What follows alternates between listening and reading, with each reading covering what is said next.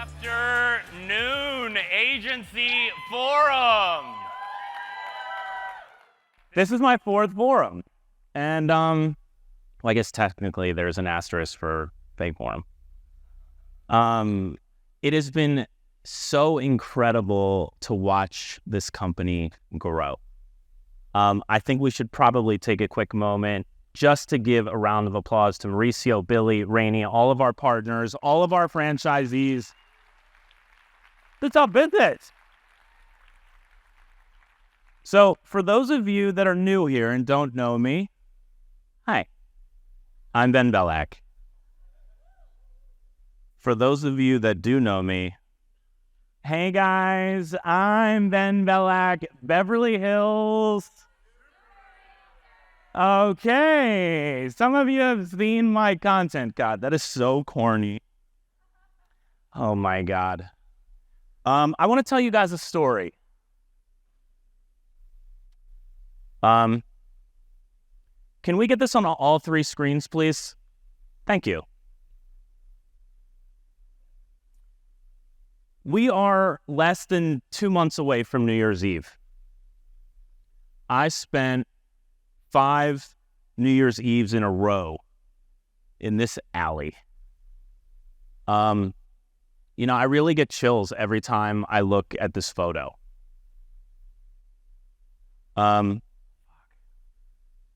It just, every New Year's Eve was a reminder that my life was not going anywhere. I was not realizing my potential. And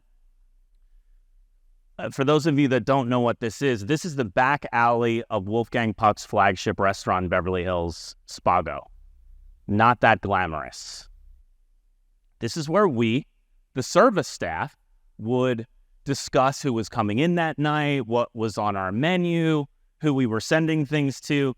And we did this every day, but I hated it especially on New Year's Eve because it was a reminder that I'd be bringing in yet another New Year's, cleaning up confetti and unloading a truck that we would pack up and store all of the restaurant's furniture in that I was often tasked to drive. I'm like not a teamster. I would drive this big truck. And we would unload it until 3:30 in the morning. Every New Year's Eve was a reminder that I was afraid. I was afraid of what quitting, pursuing my dream to be an actor, would mean to my friends, what it would mean to my family, what it would mean to me, most importantly. So I'd sit in that back alley, I'd smoke cigarettes, and I'd feel sorry for myself. But it was too late for me to make a life change. I was like getting into my mid-30s. What was I going to do? Someone once said like, oh, you should be a real estate agent. You're a people person. But I was like, I know zero about houses. And how would I fund this change? I had no money. So I endured that pain, and it was a lot of pain. In year 3, I said, I'm not going to be here next year. And then in year 4, I was like, no. Seriously, I am not going to be here. On year 5, I just really felt sorry for myself. But then I discovered something. I realized that if I stayed there, I was going to be feeling the pain of staying. But then if I left, what it meant, quitting my dream, that was pain too. So my only options were pain. And I was like, why do I keep returning to this? Why? So I decided to make a radical change. I made getting out of there my purpose. I made my why avoiding the pain. And that was the strongest why in my life. All right, I want to show you a clip. Can you guys see the bigger picture the moment you walk through the door. I don't know what this is. Thank you. You have an eye for the details that make a difference. There we go. I know that guy. I want you to imagine this right now, okay? Just for this exercise before we wrap up on the why for today. I want you to really think about this, okay? I want you to think about what this conjures in your mind and in your body physically, okay? You have had an amazing year. You've worked really hard. You have sold another listing that is like the Enchanted Hill. You've doubled up. You've got it. You're driving a really nice car. You know, you've sold your home in Deep Canyon, and you've moved a little bit less down the hill on Benedict. Oh, get to the point. I want you and your kids are doing well. They're playing tennis at the club. They're playing golf. They will have no motivation to find any whys the way I'm raising them. So they're going to watch this. Entitled bastards. But okay, so now just lock that in. You have that feeling in place? Mm-hmm. Okay, so now conversely, what I want you to really think about and imagine is you have lost your home. You've had to pull your kids out of the current school they're in and really disrupt what's going on for them in school, their social relationships, their friends. Jen has to close her dancing school, which is a new location is being built out at the floor. I can't sit in the space anymore. It's too dark. Okay, but you see how you had that propelled you out of that. You see the difference between avoiding the pain versus attaining the nice things, the nice watch. I'm not saying it's for everyone, but what I am saying is that if the attaining things hasn't worked for you, there's got to be a way where you can back yourself into a corner and imagine this darkness to propel you forward with a tenacity and hunger to get you over these milestones that you have imposter syndrome or analysis paralysis, whatever it is. Okay, we're back. So, okay. You liked it this time, Zach. I saw you shaking your head, yes. Okay, so let's bookmark the why for a beat. Do I have permission to put some heat on you guys? Yes or yes? There we go. I mean, honestly, if you don't let me put the pressure on, the market is going to do it. It's going to do it. And, everyone's always asking me for my scripts. Like, what's your script? What's your sales script? And, like, honestly, guys, your new sales script is going to be like, do you want fries and a drink with your burger, man? And I mean this. If there's anything you take away right now, this market that we're in, this market that we're moving into, this is no longer about thriving. This is about survival. So let's load in and get serious. I want to see a show of hands in this room. Show of hands for everyone that is not happy with the amount of commissions they earned in 2023. Okay. Not everyone? Keep them up. Keep them up. Okay. Ambitious group we've recruited here. Okay. Keep your hands up. Keep your hands up if you think that the shortfall in your commissions is a direct result of the market softening.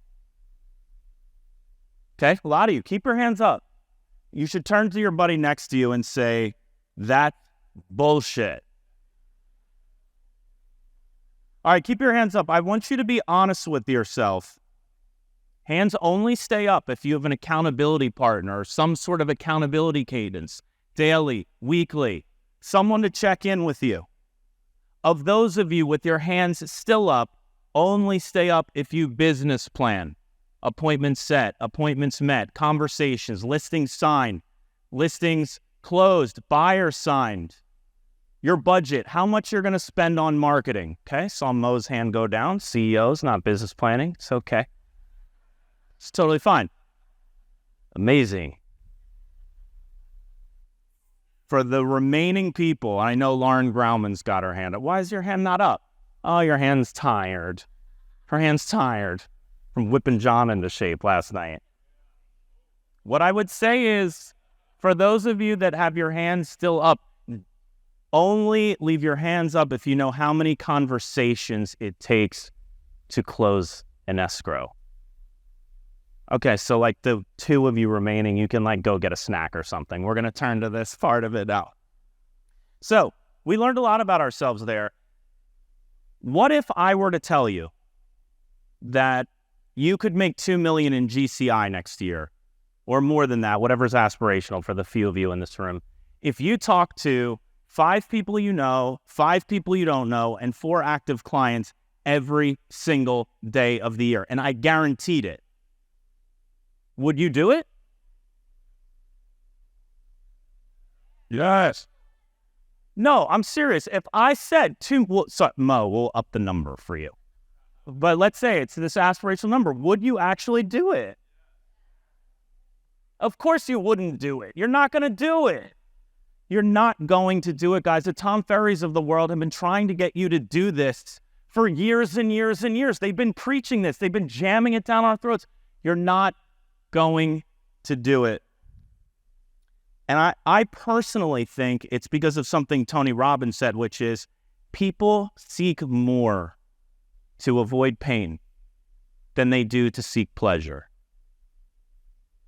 So in this case, the pleasure is watches, cars, money, homes.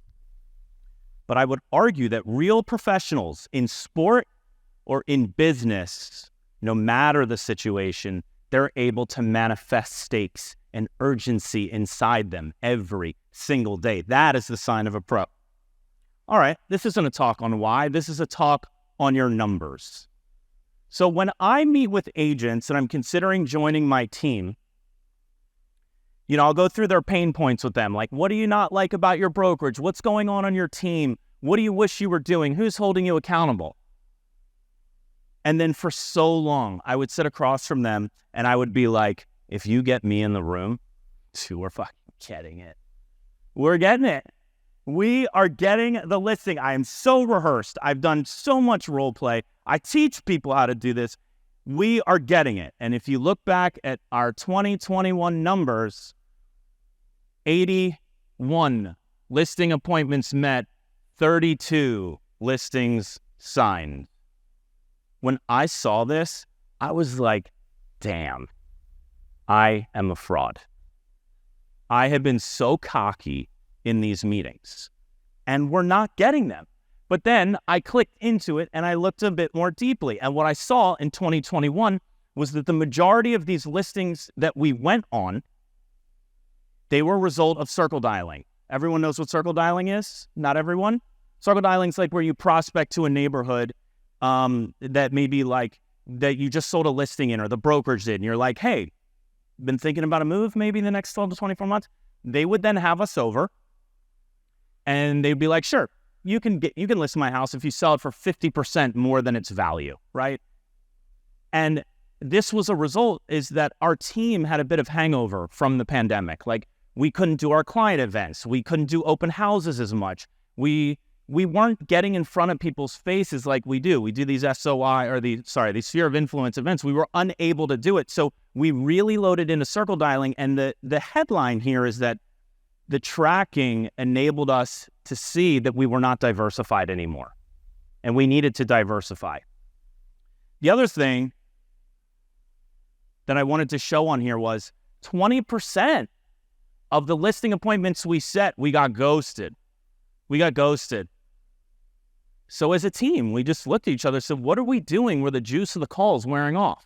So we brainstormed and we started saying, you know what, when we get off the phone and it's a warm call or whatever it is, we start asking people, hey, before I let you go and send you this calendar invite, is there anything important to you that you'd like me to bring or prepare? Now they're architecting the meeting. I no longer have commission breath. And now this year, we've literally gone on about 100% of the listings set that we met. Turning to Pearson's Law. When performance is measured, performance improves. But when performance is measured and reported back, the rate of improvement accelerates. Every year, this time of year, we business plan on my team. We also, when someone comes on, we go through this process. So for those of you in the back, on the left-hand side, you're seeing 2022. This says goals. It should say actuals. On the left-hand side, these are sources: open house attendees, past clients. These are all the sources that an agent had put in when they had come from where they had closed deals from. There's the total, the percent of their business is segmented here between sellers and buyers. And then from here, we end up auditing and aspirationally scaling up. You can see here total sales volume, gross income, average home value, average DCI, and then the agent's goals to then scale those up. Okay, this is probably the most important part as we go to activity goals. You got to engineer it, right? How many of you so often in the beginning of the year say, I'm selling 20 million bucks this year. Fuck yeah. 20 million. Mo's like, $1 billion. But what happens in June when you're lagging and you're like, 20 million all of a sudden feels like a big mountain to overcome, and it's like really easy to shut down. So this agent said, I think that 50% of the listing appointments that we go on are going to be listings that we sign. And 80% of those are going to be listings that closed. 25% of those initial buyer consults, by the way, I'm tangenting, but we do listing appointments. Why are we not doing buyer intakes? It's to create the same rapport and credibility and maybe a little bit of obligation when they go to an open house without us. This agent thought 40 conversations per close. By the way, that's what I think is my number. If I have 40 conversations, I can close. And I believe that because I have a macro understanding and micro of the market, and I can articulate it in a way that will result in moving the needle with someone. I think in today's market, the newer agents, it's probably 100. But for any of you that are sinking in your seat and going, shit, 100? This is not bad news. This is great news. Go outside and call 2 people you know. You're down to 98. And now you have something to work towards. Come get me at 40. Instead of just being in this vacuous, daily, fear-based thing where you're susceptible to how you feel that day. But as we continue down here on this page, there said I can have 8 conversations per hour. I think that's high, but they're like, I'm going to have 4 prospecting days per week, and I'm going to prospect 44 prospecting weeks per year. And guys, you can define prospecting all you want. Some of you, it's door knocking. Some of you, it's calling expired. Some of you, it's head knocking an event. You're in control of this. We go to the next page here. We then break it down. So all of the numbers that we created here applied to our conversion percentage is now broken up. Can't see this that well, but what it says at the top is, this is what you need to do this year, what you need to do this week, and what you need to do today. Look at this. Oops, look at this. 1 appointment. 1 appointment for this agent. 1 appointment is way easier to tackle psychologically and get a win than $20 million in June and you only have 2 deals closed. This is way easier. Also, by the way, it's way more fun. Way more fun. Okay. So I've done a bunch of work with TADG, the Agency Development Group, and I'm super grateful for not only the business we've done together, but also the things that I've learned. And we did the SWOT analysis they taught me, and it's really important to understand the strengths, weaknesses, opportunities, and threats of any property you list, but it's also so important for your business. I just threw some of this stuff down. I'll be vulnerable with you. Strengths, experience, mileage, maybe TV, social presence, market knowledge, agency relationships, et cetera, et cetera. My weaknesses, not being vigilant enough with prospecting. My morning routine often sucks. I have limiting beliefs. My mindset, I don't often get proper sleep. I don't recruit enough. And then an external would be threats, market conditions, low inventory, team members needing my time, team members not performing to their own goals, the cost of running a team. Opportunities for us all. There's a lot of agents who are going to leave the business. Past clients, my SOI, maybe one day I'll figure out a way to monetize golf. I bet, Mauricio, one of your threats is your time. Always chasing it. Gotta be.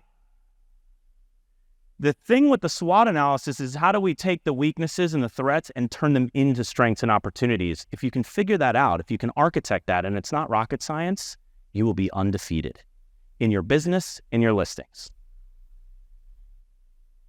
Okay. If you remember, there were all of these lead sources, expireds, open houses, sphere of influence, whatever it may be. You can't just be like, hey, I'm going to close 2 deals this year from open house. You got to map it out. One agent's goal was 9 from open, which is actually psychotic. We lowered that. But you can see a marketing plan was advertising to create awareness and consideration, right? So targeted social media, target the relevant brokers, email the SOI and active prime buyers we met nearby. This is to market the open house. How are we going to network for the open? Let's have a VIP Saturday preview. How are we going to prospect? Let's circle dial the neighborhood. Let's send them a letter campaign. Let's text campaign nearby owners. How are we going to follow up? We're always trying to get an email address. I believe companies that have, I think it's 100 million in top line revenue, on average, they have at minimum 10,000 email addresses. 10,000. So we're always trying to get an email address. The best way to get it is to say, hey, can I send you a calendar invite? There you go. But we follow up with those people. We add them to our email list. We call them every 120 days. We master the CRM. Do they want a market update of just the pending and solds in their neighborhood? No, don't email me too much. I can send it once a month. How about every 2 weeks? And then for nurturing, we'll use something called BombBomb, which is sending videos with an animated GIF. More opens. The goal of every open house sitter is to be showing someone they met at the open a house by Tuesday. Okay. So we bookmark the why. Guys, I left this blank. All the big top Fortune 500 companies, they have a mission. They have a vision. It's up. What are you committed to? What are you committed to? I know we were committed this year to grow to 18 agents on our team. We actually were 13, and now we're 7 because we had some culture clash. We had like a bifurcation. Some people were doing the work and subscribed, others weren't. It wasn't helping. So we scaled back and we regrouped. Are you committed to raising your average price per sale? For accountability, what do you want to be accountable to? And by whom? I'm just going to make some calls this year. It's not accountability. It's got to be specific, laser sharp specific. Quick anecdote. I went to Europe recently, and while I was gone, I put on a randomizer on one of our team meetings, and I paired the agents up randomly. And I was like, guys, you're going to text each other what you want to be held accountable to tonight. And for the next 2 weeks, you're going to text each other or talk to each other every day. And you'll go through, you'll talk about your accountability. And I reached out to them individually. And I was like, how's it going? And one of them was like, oh, we got together and like we both have had some tough times lately. And like we had some escrows fall out and like we're really helpful. I was like, yo, what the? This isn't meant to be like a water cooler therapy session. You can't get over the hump alone. The accountability partner is there to help you get it over the hump. That's the whole point. You push each other to get past what you're unable to do on your own. Why are you doing this every day and for who? It's got to have an emotion attached to it. A team member of mine once said, my why is I'm buying a house at the end of this year. Great why, because it's specific. Not perfect, because this team member wasn't going to lose their shelter at the end of the year. Specific. What's your vision? Where do you see your business going? Do you see yourself Santi-sized in your market? You got to eat a lot of steak. What are your values? Santi. I'll tell you what ours are. Strive for greatness. Embrace innovation.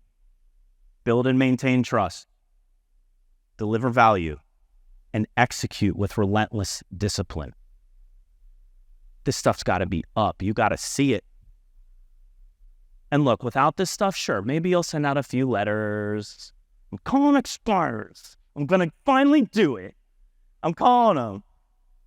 But without a strategy and a plan, you are susceptible. Your willpower is susceptible every day to your daily energy and your motivation.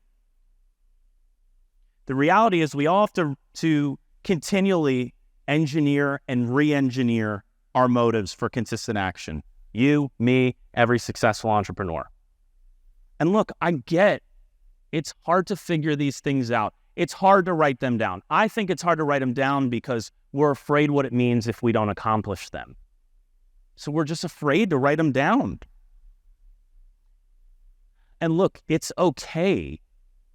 You guys got to give yourself some grace. This shit's hard. It's hard. But for those of you that are out there that have some limiting beliefs still, I'd ask you, how's the current plan working out for you? A lot of you had your hands raised that you were unhappy with the amount of money you made because of the market.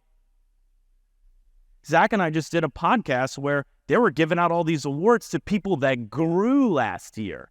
So which case study are you, what list are you on?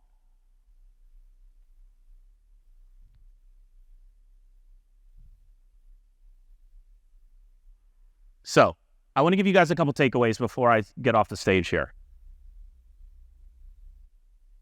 If you can't figure out what you're committed to, kind of what your mission is, your why, this is a really fun exercise. It's called the 5 F's. Family, fun, faith, friends, and finances.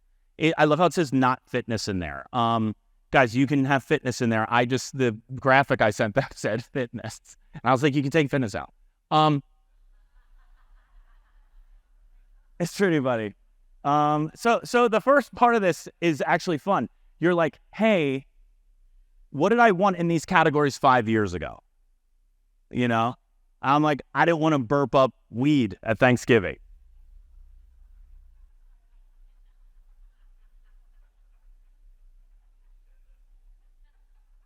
So that gets you like really warmed up, because then you have to say like, what do I want in these same categories today?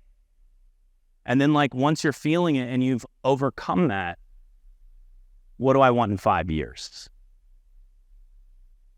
The whole point of the first two is to get to what I want in 5 years. Another thing that I would like to give you is you got to choose your hard. The opportunity is on the other side of the discomfort. So whatever that hard is, you got to do it first thing. You got to do it first thing. Read The Miracle Morning. It's a great book. You should reprioritize some of your goals from vanity stats like sales volume to net income and where you want to deploy that income. I would audit mindsets that don't help you. Like, I have to make my calls. How about I'm going to make an appointment today? An appointment is something that we celebrate. An appointment is a win. Where its calls can be a burden. And look, the truth is, as helpful as all my softwares are that I use, I only see them when they're open. Right? So you got to have it up. I'm embarrassed of how recent this photo was taken, but it's not that recent. This, for those of you in the back at the top, this is a whiteboard in my office. It says team appointments to meet in 2023. The reason why it doesn't say 300 and then when we go on an appointment and erase it and then say 299 is because there's no change. At a glance, we can see how we're trending. Powerful. For so long, I had my why up on my mirror, which was I want to be able to financially support my family without any stress. And I definitely didn't want any resentment leaking in because of the choices they made in their life. That why was up. So, I have a feeling you guys are going to ask me for my business plan tonight. I have a feeling. Do any of you guys want the sheet? Okay. Think it over. See what Alexia thinks. If you go to my Instagram, which you can find right here, you can that code. That'll take you there. My most recent post, I put a comment on this morning. And if you follow those instructions, which are easy, it's not like a scavenger hunt, you'll get a copy. You get a copy. You guys are doing that noise you guys make. The two of you.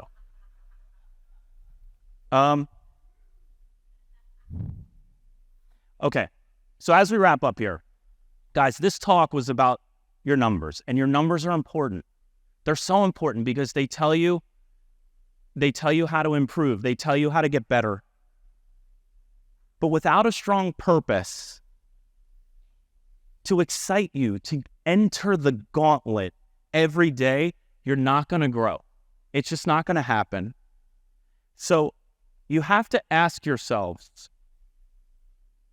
when does the self-judgment and the limiting beliefs end? When do they transform into immersion, fearlessness, obsession? We are 6 weeks away from another New Year's Eve. We're 6 weeks away. Is this year, as you start making resolutions, is this year the year that is the catalyst for you getting to where you want to go, you realizing your potential? Because the truth is, and Santi preaches this in so many words, the line to where you want to go is much straighter and it's much shorter than you think. So if I could pull myself out of that seemingly inescapable alley, what can't you guys achieve? Thanks.